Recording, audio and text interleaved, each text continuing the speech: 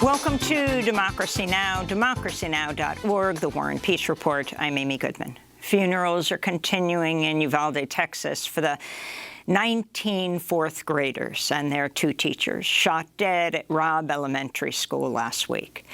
The state's probe into the police handling of the school shooting is facing a major new obstacle as the police chief of the Uvalde School District, Pete Arredondo, is refusing to cooperate with state investigators. Arredondo was the incident commander who ordered officers to wait in the school's hallways for about an hour instead of confronting the gunman who was eventually shot dead by a Border Patrol agent. Meanwhile, on Tuesday, Arredondo was secretly sworn in as a city council member, but no public ceremony was held. This comes as ABC News has obtained audio of an emergency dispatcher alerting Uvalde police about the 911 calls being made by the children inside the school during the massacre.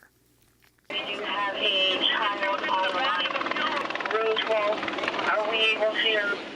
Is there anybody inside of the building? Child is advising he is in the room full of victims at this moment.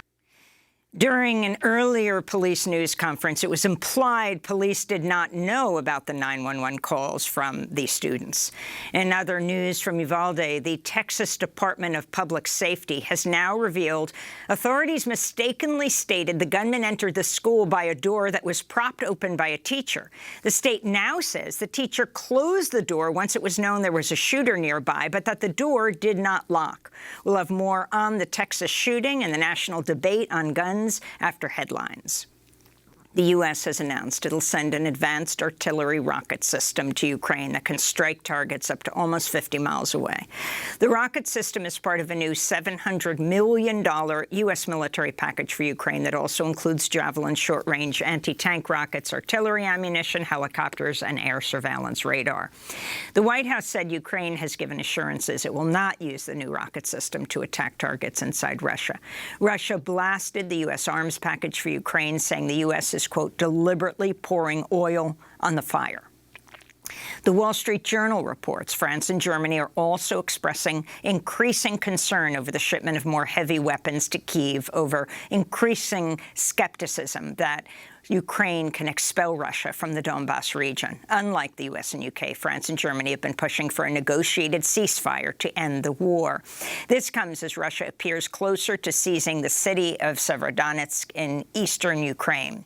On Tuesday, the governor of Luhansk said Russia has seized most of the industrial city, which has been devastated by weeks of shelling.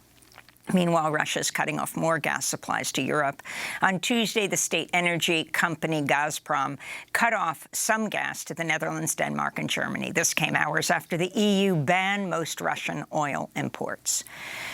The president of Senegal, Macky Sall, who chairs the African Union, has warned the European Union Africa is facing a food crisis with soaring wheat and fertilizer prices combined with increasing food shortages due to the war in Ukraine.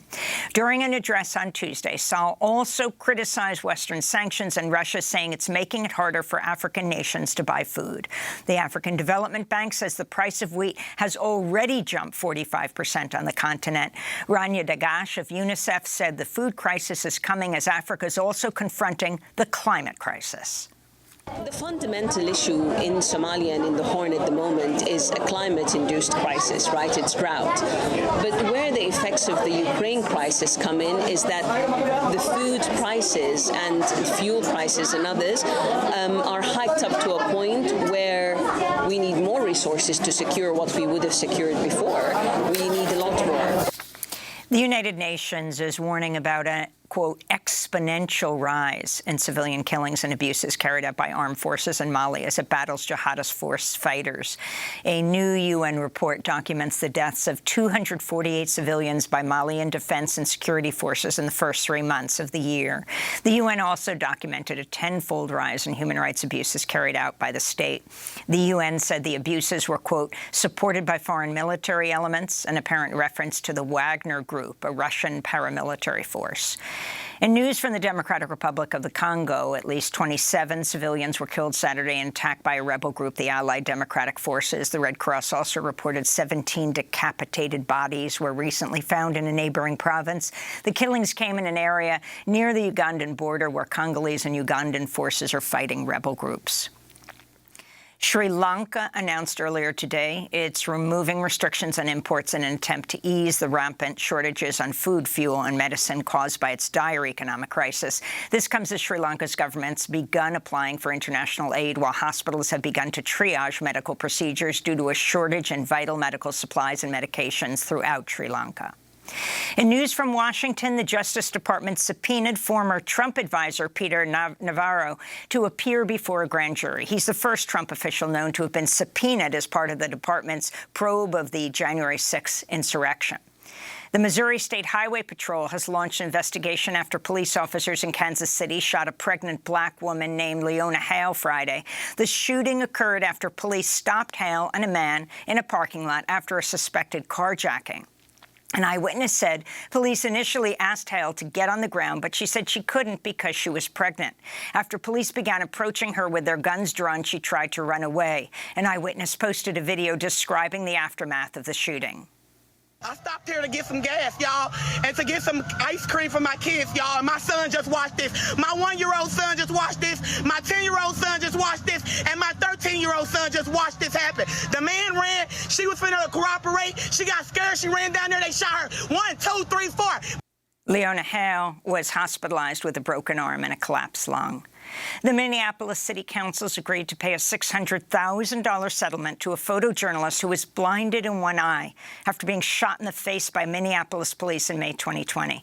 Linda Tirado was shot while covering the mass protests in the city after the police killing of George Floyd. She permanently lost vision in her left eye. She also suffered a brain injury. A jury in Washington, D.C. has acquitted Michael Sussman, a lawyer for Hillary Clinton's 2016 presidential campaign, who was accused of lying to the FBI during its Trump-Russia probe. It was the first case brought to trial by special counsel John Durham, who has spent 3 years investigating the origin of the FBI's probe of Russian interference in the 2016 election. In Mexico, at least 11 people have died and 20 are missing after Hurricane Agatha triggered flooding and mudslides in the state of Oaxaca. Agatha was the strongest hurricane to ever hit Mexico during the month of May. In other environmental news, the U.S. Department of Health and Human Services has announced a new Office of Environmental Justice to address climate-related health problems affecting poor Americans and communities of color. And today, the World Health Organization is marking World No Tobacco Day. The WHO has just published a new report looking at the tobacco industry's devastating environmental impact. This is Rudiger Krach of WHO. The tobacco industry dumps toxic waste into communities and depletes natural resources. There is nothing green about it.